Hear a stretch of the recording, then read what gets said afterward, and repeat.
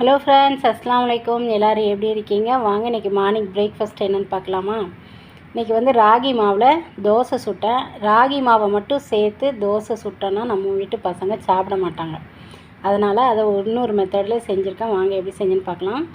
நேற்று உள்ள சாப்பாடு 1 கப்பு, அரை கப்பு தயிர், ஒரு 1/4 கப்பு ரவை, இந்த 3ஐயும் நம்ம மிக்ஸி ஜாரில் போட்டு இப்போ இதுக்கு தேவையான உப்பு சேர்த்து லைட்டாக தண்ணி சேர்த்து நம்ம வந்து ஒரு மாவு பதத்துக்கு நம்ம அரைச்சி ஒரு பவுலில் வச்சுட்டு அதுக்கப்புறம் நம்ம இது கூட ராகி மாவையும் சேர்த்து அரைக்கலாம்.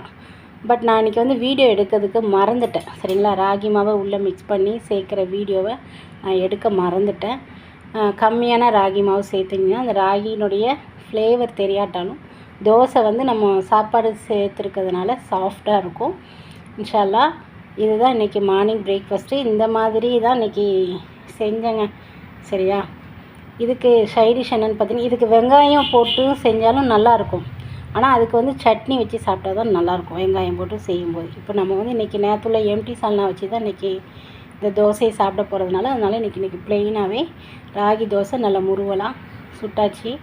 இதுதான் நம்ம வீட்டு மார்னிங் பிரேக்ஃபாஸ்ட்டு. ஓகேவா? வீடியோ பிடிச்சிருந்தா ஒரு லைக் பண்ணுங்கள். புதுசாக பார்க்குறீங்கன்னா சப்ஸ்கிரைப் பண்ணிக்கோங்க. இன்னொரு வீடியோவில் சந்திக்கிறேன். பாய்.